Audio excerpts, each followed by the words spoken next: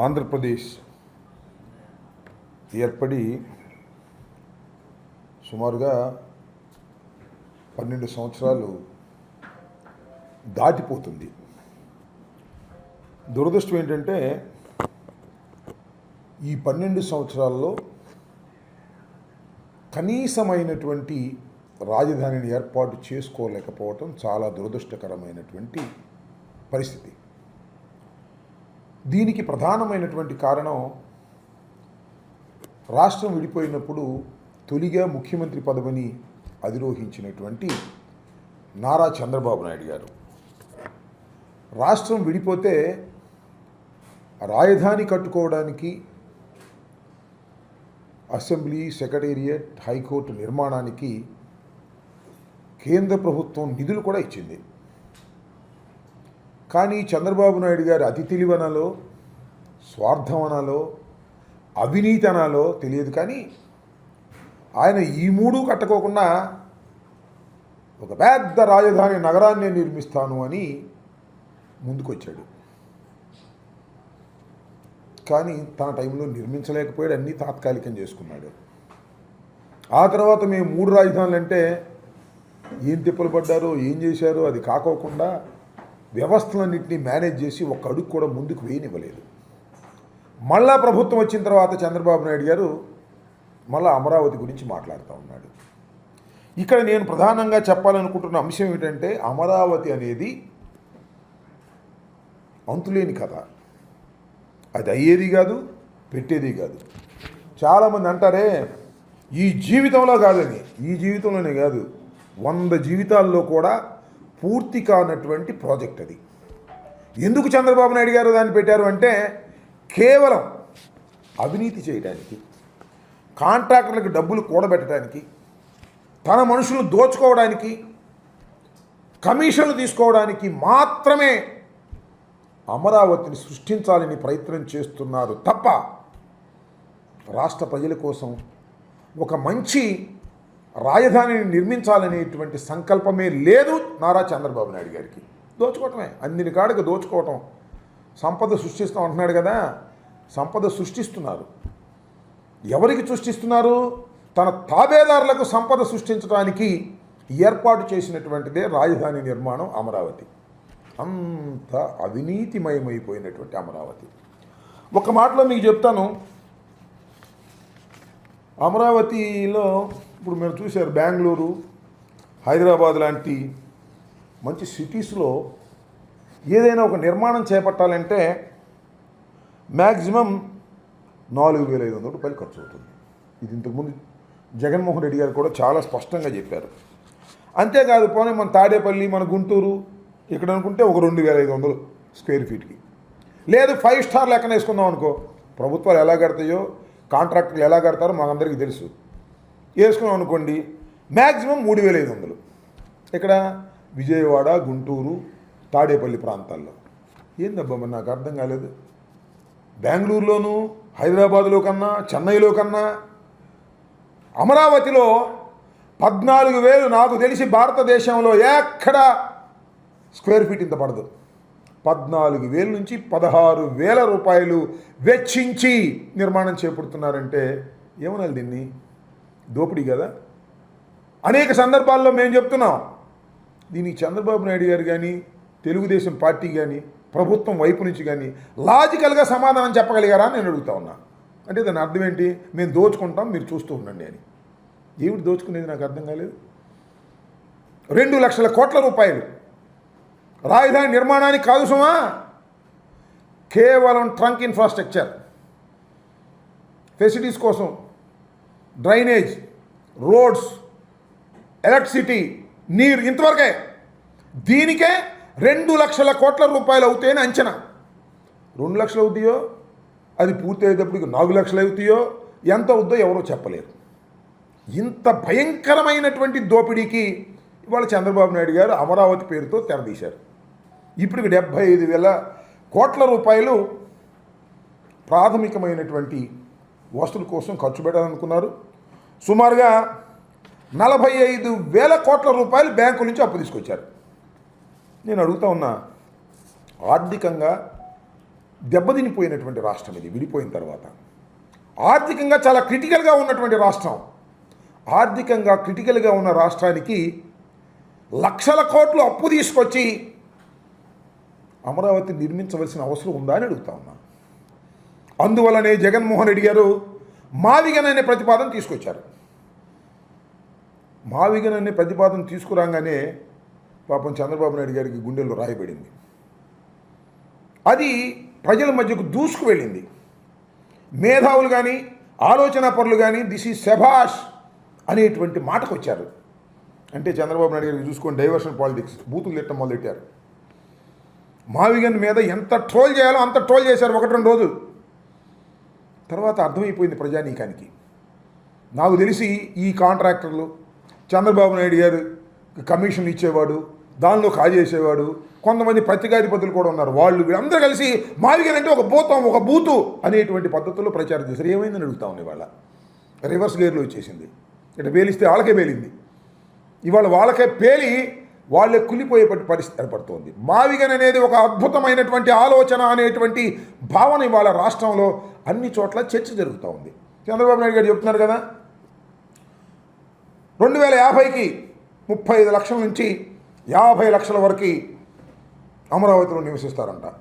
ఇప్పుడు ఎవరు లేడు, వేళలోనే ఉన్నారు. ఇప్పుడు అక్కడ గ్రామాల్లో ఉండేవాళ్ళు మా ఉంటే ఈ వర్కర్స్ కాంట్రాక్టర్ మనుషులు తప్ప ఎవరు లేరు. అక్కడ ఏదో లిటిల్గా ఉన్నారు గ్రామాల్లో ఉండేటువంటి మనుషులు. 1950కి 35-40 లక్షల 45 లక్షల మంది వస్తారంట. జగన్మోహన్ రెడ్డి గారు చెప్పిన మావిగన్లో ఇప్పటికే 35 లక్షల మంది 45 లక్షల మంది నివసిస్తున్నటువంటి ప్రాంతం. ఆల్రెడీ ఎయిర్ ఫోర్స్ ఫ్లైట్స్ దిగడానికి కావాల్సినటువంటి ఎయిర్పోర్ట్ ఉంది, ఇంటర్నేషనల్ ఎయిర్పోర్టు, హాస్పిటల్స్ ఉన్నాయి, రోడ్స్ ఉన్నాయి.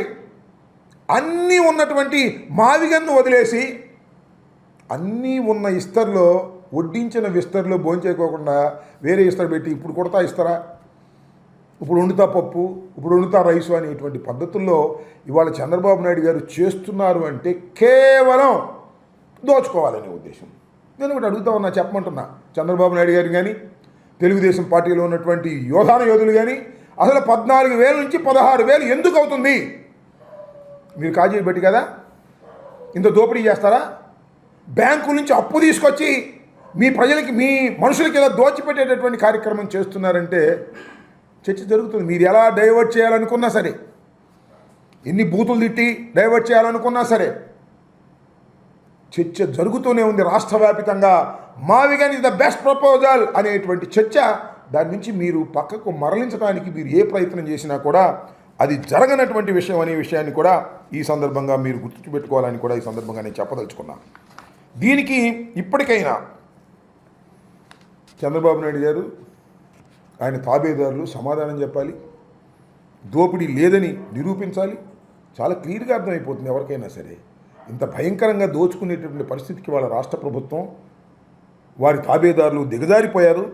దీనికి ఖచ్చితంగా సమాధానం చెప్పవలసినటువంటి అవసరం ఈ రాష్ట్ర ప్రభుత్వానికి ఉంది. అసలు అమరావతి అనేది పూర్తవుతుందో పెడుతుందో నాకు అర్థం కాలేదు. మీరు చిన్నప్పుడు కాదు, ఇప్పుడు కూడా ఉన్నాయి కూడా సీరియల్స్. ఇదివరకే ఋతురాగాలు ఆ సీరియల్స్ ఉండేవి. 270 ఎపిసోడ్, 325 ఎపిసోడ్ అనేవాడు. అయ్యేదిగా చచ్చేది కాదు. ఎప్పటికైతే తెలియదు. ఒకవేళ అయితే అవ్వచ్చు 500 ఎపిసోడ్కి ఆ సీరియల్స్, టీవీ సీరియల్స్. ఇది మాత్రం ఎన్ని ఎపిసోడ్లైనా కాదు. అమరావతి అయ్యేది కాదు, పెట్టేది కాదు, ఆ స్థలం సరైంది కాదు, ఆ నిర్ణయం సరైంది కాదు. అర్థమైపోయింది 12 సంవత్సరాల్లోనే ఆ నిర్ణయం సరైంది కాదు అని ప్రజలకు చాలా క్లియర్గా అర్థమైపోయింది. ఇవాళ మావిగనే సరైనటువంటి ప్రపోజల్ అనేటువంటి పద్ధతుల్లో ఇవాళ ముందుకు సాగుతూ ఉంటే చంద్రబాబు నాయుడు గారు ఏదో ఒక విధంగా దీన్ని డైవర్ట్ చేసి దీనిలో ఏదో లబ్ధి పొందాలనేటువంటి ప్రయత్నం చేస్తున్నారు. దీన్ని ఖచ్చితంగా ప్రజలు గమనిస్తున్నారు. చంద్రబాబు నాయుడు గారు ఎన్ని డైవర్షన్లు చేసినా జగన్మోహన్ రెడ్డి గారిని వ్యక్తిత్వ హననం చేసే కార్యక్రమం చేస్తున్నారు, బూతులు తిట్టే కార్యక్రమం చేస్తున్నారు. ఆయనకి చాలా ఛానల్స్ ఉన్నాయి, వేయించారు శాటిలైట్ ఛానల్స్. అవి కాకుండా యూట్యూబ్ ఛానల్స్ పెట్టుకున్నారు కొన్ని. లోకేష్ గారు కొన్నాడంట, వేల సంఖ్యలో యూట్యూబ్ ఛానల్స్ పేజీలు కొని దానిలో మావిగన్ అంటే బూత్ మాట అని ట్రోల్ చేశారు. రివర్స్ ట్రోల్ అయింది. ఇవాళ అమరావతి ఒక పెద్ద బూతు. అమరావతి అనేది సాధ్యమయ్యేటటువంటి పరిస్థితుల్లో లేదు అనేది చాలా స్పష్టంగా అయిపోయిన తర్వాత ఇవాళ ప్రజలు చర్చించుకుంటున్నారు. తిరగబడేటటువంటి పరిస్థితుల్లో కూడా ఇవాళ ఉన్నారు అనే విషయాన్ని గమనించాలని ఈ సందర్భంగా చెప్పదలుచుకున్నాను. మావిగన్ ఇస్ ద బెస్ట్ ప్రపోజల్. మావిగన్ వైపు ప్రజలు ఆలోచన చేస్తున్నారు. అమరావతి అనేది పూర్తయ్యేది కాదు అని తెలిసిన తర్వాత చంద్రబాబు నాయుడు గారు విపరీతమైన డైవర్షన్ పాలిటిక్స్ మొదలెట్టారు.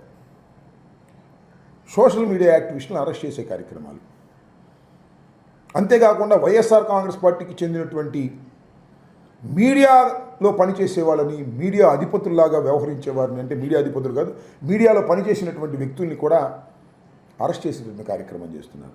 పూడి శ్రీహరిని మొన్న అరెస్ట్ చేశారు, తీసుకువెళ్ళారు, లీగల్గా దెబ్బతిన్నారు, మళ్ళీ హైకోర్టుకి వెళ్ళి ఏదో తతంగం చేస్తున్నారు.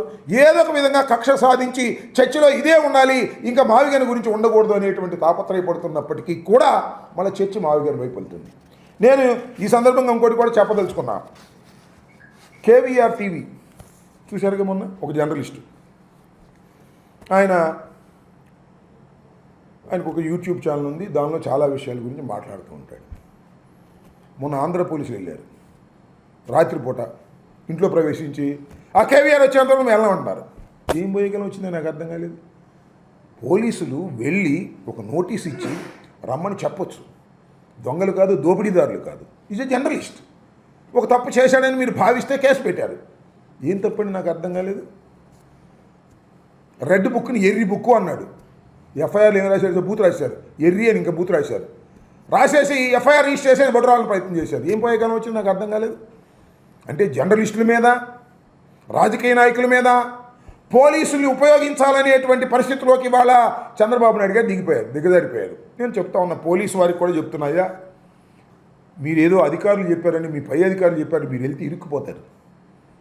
పైనుంచి ఆదేశాలు వస్తే ఇరుక్కుపోతారు. మీరు చేస్తున్నది తప్పు అనే విషయాన్ని మీరు గ్రహించండి. చట్టబద్ధంగా చేసుకోండి, తప్పులేదు. చట్టబద్ధంగా చేసుకుంటే ఎవరు కాదనరు. కానీ పోలీసులు అంటే ఒక గౌరవం, భయం కూడా ఉంటుంది. ఎందుకంటే చట్ట ప్రకారం వ్యవహరించేటటువంటి వ్యక్తులని మీరు చట్ట ప్రకారం వ్యవహరించట్లేదని తెలిసిందా, ప్రజలు తిరగబడతారు. గుర్తుపెట్టుకోమని మనం చేస్తున్నాం. డెఫినెట్గా ప్రజలు తిరగబడతారు. ఇవాళ ఒక పోలీసు డ్రెస్ వేసుకుని లాఠీ తీసుకెళ్తే ఏమి లేకపోయినా 10 మంది పారిపోతారు. ఎందుకు? చట్ట ప్రకారంగా వ్యవహరించేటటువంటి బాధ్యత కలిగిన వ్యక్తి పోలీసు అని. మీరు చట్ట ప్రకారం వ్యవహరించట్లేదు, అన్యాయంగా వ్యవహరిస్తున్నారు, తెలుగుదేశానికి అనుకూలంగా వ్యవహరిస్తున్నారు, అధర్మంగా వ్యవహరిస్తున్నారు అంటే మీ మీద తిరగబడతారు. దానిలో ఏ విధమైన సందేహం లేదు. అలాంటి పరిస్థితి రాష్ట్రంలో తెచ్చుకోవద్దని కూడా ఈ సందర్భంగా నేను మనవి చేస్తున్నా. ఇది లోయర్ ఆఫీసర్లు కాదు, హయ్యర్ ఆఫీసర్సు, లోయర్ ఆఫీసర్స్ను పంపించి వాళ్ళని ఇబ్బంది పెట్టేటటువంటి కార్యక్రమం, మమ్మల్ని ఇబ్బంది పెట్టే కార్యక్రమం చేస్తే చూస్తూ సహిస్తూ ఊరుకునే ప్రశ్న ఉద్భవించదని కూడా ఈ సందర్భంగా నేను చెప్పదలుచుకున్నాను. అంతేకాదు, చంద్రబాబు నాయుడు గారు రాజకీయాలు ఎలా తయారయ్యాయంటే హైబ్రిడ్ పాలిటిక్స్, అనైతికమైన పాలిటిక్స్. మీరు చూశారుగా, చంద్రబాబు నాయుడు గారు భారతీయ జనతా పార్టీలో ఇవాళ ఉన్నాడు, సపోర్టర్గా ఉన్నాడు. భారతీయ జనతా పార్టీ స్నేహంతోనే గెలిచాడు, ఎన్డీఏతో ఉన్నాడు. ఢిల్లీ వెళ్తారండి, ఎన్డీఏతో ఉంటారు, కాంగ్రెస్తో డిన్నర్లకు వెళ్తారు. రేవంత్ రెడ్డితో డిన్నర్లకు వెళ్తారు, రేవంత్ రెడ్డితో చట్టాపట్టాలు వేసి తిరుగుతారు, కాంగ్రెస్లో ముఖ్యమంత్రి అయినటువంటి ఆయనతో మంత్రాలు జరుపుతారు. ఏమిటి ఊసరవేలి రాజకీయాలు, హైబ్రిడ్ రాజకీయాలు? నాకు అర్థం కాల. ఇవాళ కొత్త ఏం కాదు చంద్రబాబు నాయుడు గారు, ఎప్పుడు ఇదే పని. ఊసర వెళ్ళి రాజకీయాలు చేసేటటువంటి దుర్మార్గమైనటువంటి వ్యక్తిగా చంద్రబాబు నాయుడు గారిని మనం ఇప్పుడు గమనించాం, ఇప్పుడు గమనిస్తున్నాం అనే విషయాన్ని కూడా గుర్తుపెట్టుకోవాలి. ఇలాంటి ఊసర వెళ్ళి రాజకీయాలు ప్రజలు గమనించాలని, ఇలాంటి పూర్తిగానే అమరావతి దోపిడీకి పరిమితమైపోయే అమరావతిని కూడా ప్రజలు గమనిస్తున్నారు, చర్చిస్తున్నారు. మావిగానే సరైనటువంటి ప్రతిపాదన అనేటువంటి పద్ధతుల్లో ఇవాళ చేస్తున్నారు. ఇవాళ 2 లక్షల కోట్లు పెట్టి అమరావతిలో అప్పు తీసుకొచ్చేస్తుంటే ఆరోగ్యశ్రీ సంకరాగిపోయింది. దానికే డబ్బులు కేటాయించట్లా, వ్యవసాయాన్ని కేటాయించట్లా, విద్య కేటాయించట్లా, అమరావతి తప్ప ఏమీ లేదు రాష్ట్రంలో అనేటువంటి పద్ధతుల్లో వ్యవహరిస్తున్నారు. ప్రభుత్వం చేయవలసినటువంటి కార్యక్రమాలకి డబ్బులు కేటాయించుకోకుండా అప్పులు తీసుకురావడం, ఖర్చు పెట్టడం, కమిషన్లు తీసుకోవడం, సంతులు మోసుకెళ్తాం అనే కార్యక్రమంలో ఇవాళ నిమగ్నమైపోయినటువంటి బాబు కొడుకులు దీనికి సమాధానం చెప్పవలసినటువంటి అవసరం ఉన్నది. ఆ సమాధానం చెప్పకపోతే మీరు ప్రజల నుంచి తిరుగుబాటు కూడా ఎదుర్కొనే పరిస్థితి ఏర్పడుతుందనే విషయాన్ని కూడా గమనించాలని ఈ సందర్భంగా చెప్పదలుచుకున్నాను.